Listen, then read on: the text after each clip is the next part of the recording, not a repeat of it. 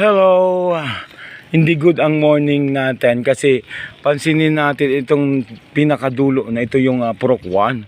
Ayun, aso, kalat ng aso, dumi ng aso, pinag-inuman na Red Horse.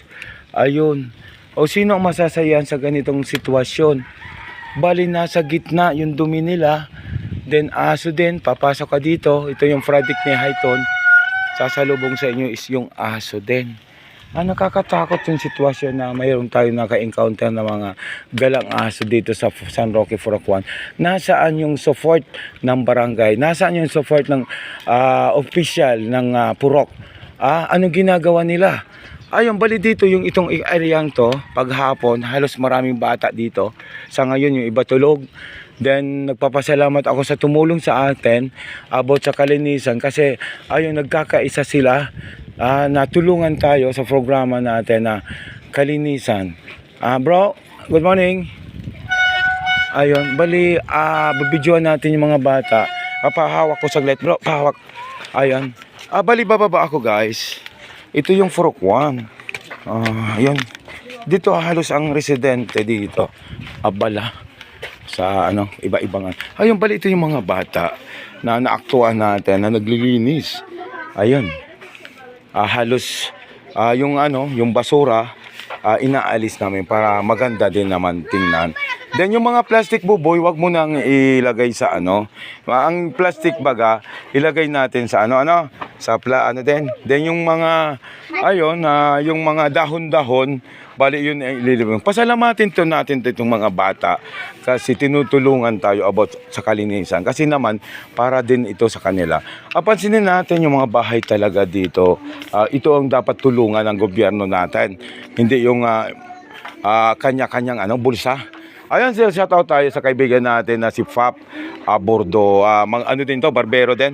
Ito, yung bahay dito, halos mga light materials, kawawa naman talaga pag mayroong low pressure, then minsan magkakaroon ng evacuation.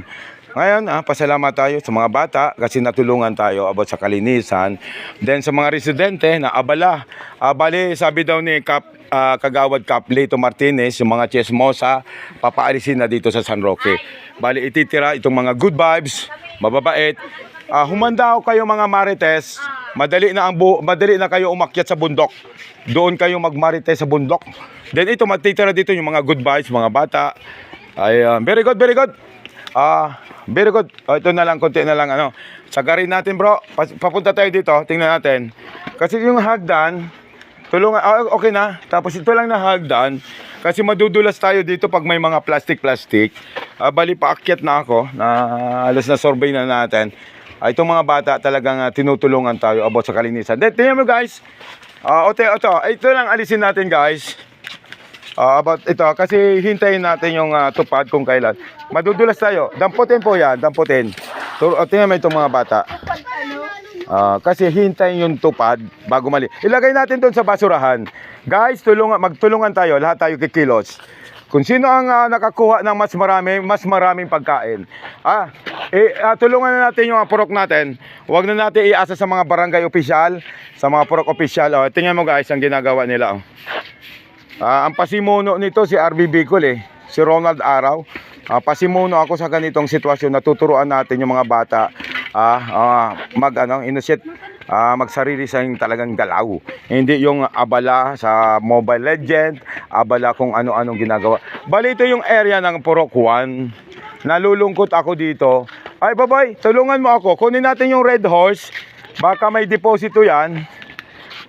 Dito tayo maglalaro mamaya. Kailangan malinis. Kasi magbibideo ako. Mayroon pang Red Horse dito. Damputin kung wala na. Ayun, kunin. Tapos itong mga plastic, tulungan nyo ako. Dadamputin natin yung mga plastic. Tapos yung mga tae ng aso, tatabunan. Para mamaya, dadaspanin, itapon natin. Then ito, yung mga aso pa uwiin sa loob. Pasok kayo mga aso. Kaninong aso to? Matagas pa uli sa arong ninda. Uli, uli, uli. Kasi mang urudo, pauli, makagat ka. Uli, uli. Uwe! Uwe! Tigas sa ulo mo, paluin kita.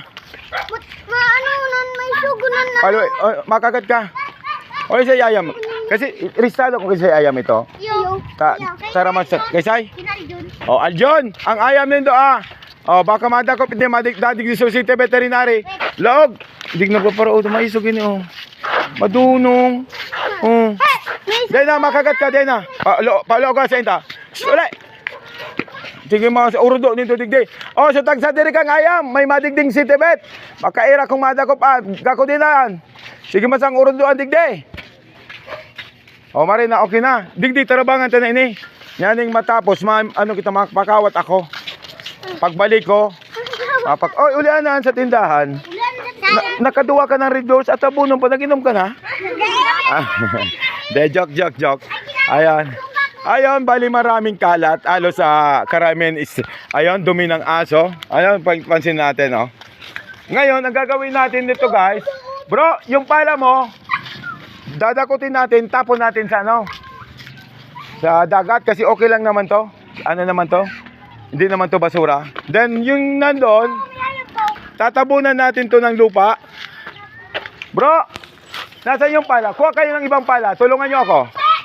Ayun, kaninong maaari itong aso? Itapon natin yan sa dagat. Kasi, kailang ng tayo. Kaninong aso yan? Hoy, yung maaari ng aso, itatapon ko yan sa dagat. Kailang naman tayo. Kanino yan? Kawawa dito yung mga bata. Tatay kayo, yung singaw dito. Ang epekto nito, sakit. Kawawa itong mga to. Maglalaro, puro tayo nandito. Bro, yung pala, tabunan mo to. Udo, tapos dukoton ta kidaspan. Dakulong sandaga. Arali untay ni, pati ni oh. Oh. Ta may premyo ka mo, bako lang pagkaon, kwarta taraguan ko kamong pambakalindo. Arali untay ni. Kuha ng sako, ali unta na. Kuha na po. Kuha na.